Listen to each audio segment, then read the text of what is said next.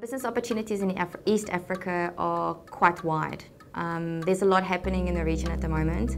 It's quite a large growing population. Let's just start at the basics.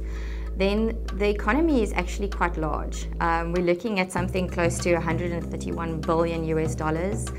The regional economy is growing by about 5%, and that's just in the last couple of years. But what's really exciting is when we start to look at things like the region is a net importer. It imports already about 800 billion US dollars worth of product, and its trade deficit is sitting at 500 billion. So we know that there's a huge opportunity for trade. There are various ways in which the African markets, specifically the East African markets, can be addressed in terms of doing business. So I think companies need to be very strategic in how they're going to approach those markets. So what we've seen is a lot of companies have used exports as a direct method of market entry. Those do have their own risks and benefits. Other companies have used foreign direct investment to gain direct access to the market by investing themselves. So it's going to depend on the different companies, and what I think is very important is for companies to really assess where they want to be and how they're going to be achieving that. Current challenges in East Africa is actually a challenge that is quite prevalent in most of Africa, and that is the risk of payment.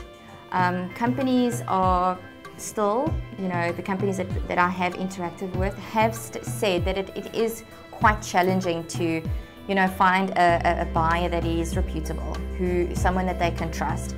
But I would say that it's really important for companies to protect themselves in terms of method of payment and really do business with businessmen that they trust. It's important to build up that relationship, but also at the same time, take out your insurance, get your credit risk insurance, and really just make sure that you're covered in that area. The other thing that I would say in terms of limiting risk or just making business easier in East Africa would be to do research.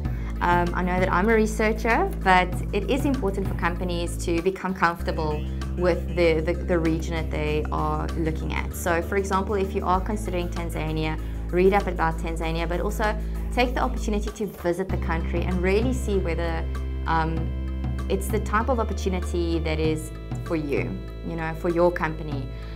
Meet with people and really get comfortable with the companies that are there and really see whether it's a good fit for you. And really, it's important to just assess that very, very carefully.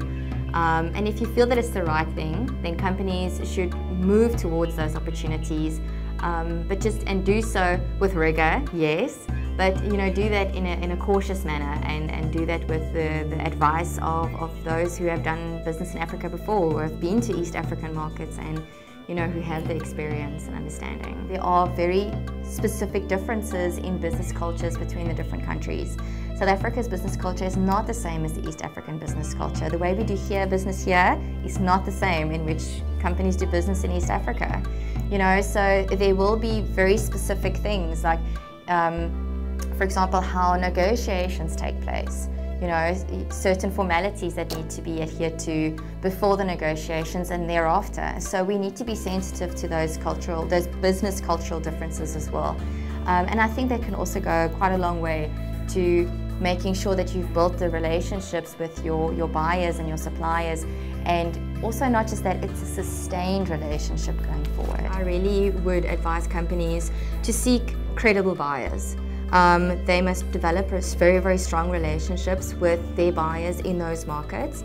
But also companies who are not just looking at exporting, but looking at foreign direct investment. I would definitely say to build relationships with companies who are already established in Africa through foreign direct investment themselves, or have had very long-standing relationships through exporting into Africa. It's very important that we learn from one another in this context. Yes, we do compete with one another in a local landscape, but it's not necessary that we do so internationally. We're still small. We have a small community of exporters and a small community of companies who do transact internationally. So it's important to leverage off one another and really find out how we can use that relationship to our benefit.